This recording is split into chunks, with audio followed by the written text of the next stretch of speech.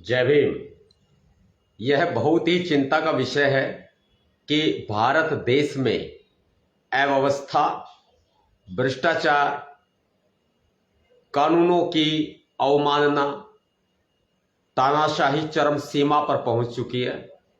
महिलाओं के साथ रेप, गैंगरेप की घटनाएं दिन प्रतिदिन बढ़ती जा रही हैं। जाति के नाम पर दलितों का शोषण किया जा रहा है।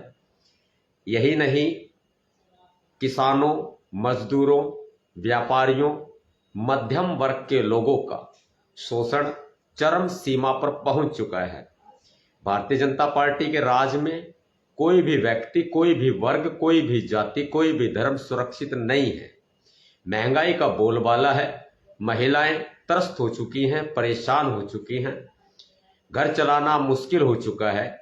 ऐसे में सबसे बड़ी बात यह है कि भारत देश के प्रधानमंत्री दूसरों का झगड़ा सुलझाने में व्यस्त हैं। प्रधानमंत्री नरेंद्र मोदी जी भारत में जो समस्याएं मुंह बाए खड़ी हैं, उन समस्याओं को छोड़कर विदेश यात्रा कर रहे हैं। सबसे बड़ी बात यह है कि देश के प्रधानमंत्री नरेंद्र मोदी जी यूक्रेन में जाते हैं और यूक्रेन का और रसिया का झगड़ा चल रहा है, ये सभी को मालूम है। लेकिन यूक्रेन और रसिया के इस झगड़े में नरेंद्र मोदी जी की टांग अड़ाना कहां तक जायज है?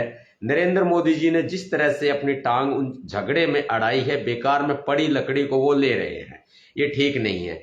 नरेंद्र मोदी जी जो भारत की सरकारें पीछे रही हैं, उन सरकारों ने हमेशा हमेशा रसिया के साथ दोस्ताना व्यवहार रखा है। और मैं यह भी कहना चाहता हूं कि जिस वक्त में पाकिस्तान के साथ में लड़ाई जंग हो रही थी और पाकिस्तान के समर्थन में अमेरिका, यूएसए आ गया था और भारत अकेला पड़ गया था, तो रसिया अपना जंगी बेड़ा लेकर आ गया था और कहा था कि हम भारत के साथ हैं। ऐसे में रसिया के साथ राष्ट्रपति व्लादिमीर पुतिन के साथ रिश्ते खराब करना कहां तक जायज है? देश में समस्याएं मुंह बाएं खड़ी हुई है। माननीय सर्वोच्च न्यायालय अपनी मनमानी कर रहा है। कॉलेजियम सिस्टम बुरी तरह से हावी है और कॉलेजियम सिस्टम में जिस तरह से जजों की नियुक्तियां पारिवारिक दर पीढ़ी दर पीढ़ी लगाई जाती रही हैं, उन्हीं के ही रिश्तेदार जज बनते हैं और ये परंपरा सिलसिला पीढ़ी दर पीढ़ी साल भर साल चलता रहता है, साल दर साल, लेकिन इसमें बदलाव नहीं आता। आरक्षण हम नहीं खा रहे हैं, आरक्षण तो सुप्रीम कोर्ट में बैठे हुए जज लोग खा रहे हैं। मैं माननीय जज साहब का, सभी का और माननीय न्यायालय का बहुत ही सम्मान करता हूं, लेकिन कोई भी माननीय जज या माननीय सर्वोच्च न्यायालय भारत के संविधान से ऊपर उठकर नहीं है।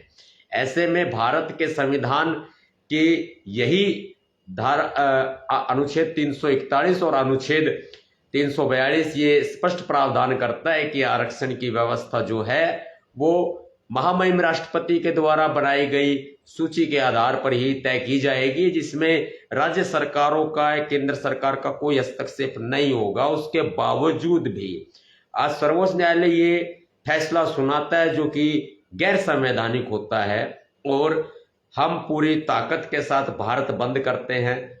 मुझे गर्व है भीम सैनिकों पर, मुझे गर्व है भीम सेना के उन कार्यकर्ताओं पर जिन्होंने अपनी पूरी ईमानदारी मेहनत से भारत बंद को शांति प्रिय तौर पर सफल बनाया।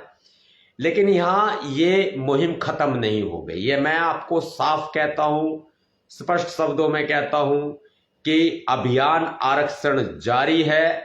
अब दिल्ली की तैयारी है, अभियान आरक्षण जारी है, अब दिल्ली की तैयारी है। बहुजनों अपनी कमर कस लो। नरेंद्र मोदी जी की सरकार हमें मूर्ख बना रही है और जो दलित लोग ये वाहवाही लूटने के चक्कर में खबर चला रहे हैं, किसी पार्टी संगठन के हो सकते हैं जो कि वाहवाही लूटने के लिए या अपने नेता को चमकाने के लिए ये खबर चला रहे हैं कि झुकती है सरकार, झुकाने वाला चाहिए, ये गलत है। और ये भी खबर चलाई जा रही है कि सरकार मान गई है, कोटे में कोटा लागू नहीं होगा, सरकार मान गई है, आरक्षण व्यवस्था पहले की तरह मजबूत बनी रहेगी। ऐसा नहीं है। मैं आपको बता दूं वो खबर पुरानी खबर है, वो खबर जो है वो बिल्कुल पुरानी खबर है, मैं उसका बायकॉट करता हूं। वो खबर उस वक्त की है जब बीजेपी के तथाकथित दलित आरक्षित सांसद लोग प्रधानमंत्री नरेंद्र मोदी जी से मिलने का दावा करते हैं और बाहर आकर ये कहते हैं कि हम जीत गए हैं, आरक्षण व्यवस्था जैसे पहले थी वैसे बनी रहेगी। नतीजन उनकी मूर्खता को हम जो है साइड कर देते हैं और भारत बंद करते हैं। ये उस वक्त की खबर है, मैं आपको बता देता हूं। उस वक्त ये खबरें चलाई गई थी भारत बंद को रोकने के लिए, और अब ये खबरें झूठी फेक न्यूज चलाई जा रही हैं।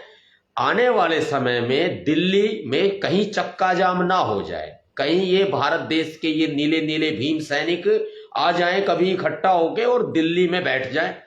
ये डरती है नरेंद्र मोदी की सरकार, डरते हैं नरेंद्र मोदी के चमचे लोग, इसलिए डरते हैं कि कहीं ये नीले नीले भीम सैनिक पूरे देश भर से आएंगे और दिल्ली में बैठ जाएंगे, दिल्ली चक्का जाम कर देंगे, पूरी दिल्ली को नीली कर देंगे, पूरी दिल्ली को बंद कर देंगे, दिल्ली का शटर डाउन कर देंगे। अरे अब इतना बड़ा भारत बंद कर सकते हैं भाई मोदी जी, तो भाई मोदी जी जब हम पूरा भारत बंद कर सकते हैं तो बहुत सीधी सी बात है कि हम लोग दिल्ली भी बंद कर सकते हैं। रुक भाई, हाँ मोदी जी, जब हम पूरा बड़ा भारत बंद कर सकते हैं ना, तो हम ये छोटी सी दिल्ली है, छोटी सी जरा सी दिल्ली है, जरा सी, अगर दिल्ली का हम किसी भी क्षेत्र से पानी बंद कर दे, दिल्ली प्यासी हो जाएगी, प्यासी मर जाएगी। अब ये छोटी सी दिल्ली है, दिल्ली को बंद करने में हमें ज्यादा टाइम नहीं लगेगा। हमारी बातों को मजाक में ना लिया जाए। राजनीतिक स्तर के जो व्यक्ति हैं, लोग हैं, उनको कह रहे हैं स्पष्ट शब्दों में, जब हम पूरा भारत बंद करके दिखा सकते हैं ना, तो दिल्ली तो छोटा सा टुकड़ा है, हम पूरा भारत बंद करके दिखा सकते हैं तो छोटे से दिल्ली को भी बंद कर सकते हैं। ये डरती है नरेंद्र मोदी की सरकार, इसलिए झूठी खबरें चलवा रही है। भाई जितने मेरे भीम सैनिक साथी हैं, बहुजन समाज के मेरे यारे प्यारे हैं, और सभी पार्टी संगठन के लोग हैं जो बहुजन समाज से संबंधित हैं, जो भारत बंद को सपोर्ट करते हैं, आरक्षण को समर्थन करते हैं और सुप्रीम कोर्ट के फैसले का विरोध करते हैं, मेरी इस आवाज को, यह आवाज सिर्फ मेरी नहीं है भाई, यह आवाज आप सबकी आवाज है, यह आवाज आप सबकी आवाज है। मैं चाहता हूं कि आप इस आवाज को जन जन तक पहुंचाएं, शेयर करें इस मेरे लाइव को और सभी तक पहुंचाएं। मुझे आपसे एक प्रार्थना है, मेरी प्रार्थना को अगर आप स्वीकार करें, क्योंकि देखिए मैं जो भी निर्णय लेता हूं ना, वो समाज की इच्छा के बगैर नहीं लेता। आज मैं आपसे हाथ जोड़ के प्रार्थना करता हूं कि मुझे ये बताओ कि दिल्ली में इकट्ठा होने की कौन सी तारीख रखी जाए, ये बताओ मुझे। और जब दिल्ली में इकट्ठा हो पूरी एकता के साथ, तो पूरा जन सैलाब उमड़ आए, पूरी दिल्ली नीली हो जाए। मैं नहीं चाहता कि कोई भी संगठन अलग करे, मैं अलग करूं या कोई पार्टी अलग करे। मैं इस समाज का बच्चा हूं, इसलिए मैं इस बात को आपके सामने रख रहा हूं। कोई रखे या ना रखे मुझे उससे मतलब नहीं है, मुझे है मेरे समाज से मतलब। इस समाज से कोई बड़ा नहीं है, मैं समाज से हूं, समाज मुझसे नहीं है। इसी तरह से कोई भी व्यक्ति हो या जन समूह हो, वो भी समाज से ही होते हैं, समाज उनसे नहीं होता है। तो आज मैं आपके सामने, आपके समक्ष ये निवेदन, तो आज मैं आपके सामने, आपके समक्ष ये निवेदन रख रहा हूं कि मुझे गाइड करें, मुझे आश्वस्त करें और साथ ही मेरा मार्गदर्शन करें कि मैं किस तारीख के लिए संपूर्ण बहुजनों का आह्वान करूं कि संपूर्ण बहुजन दिल्ली आए।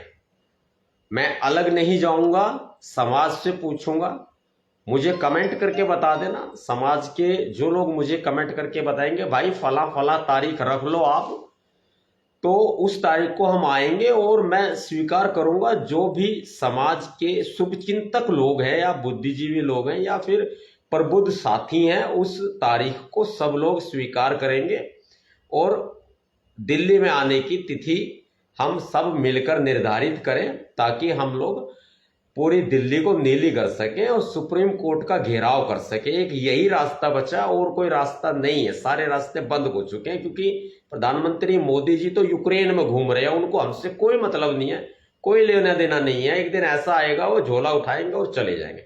हमारी ये कोशिश, हमारा ये प्रयास हम सभी को मिलकर करना है, और जो हमारा ये संघर्ष है ये भी हम सबको मिलकर करना है।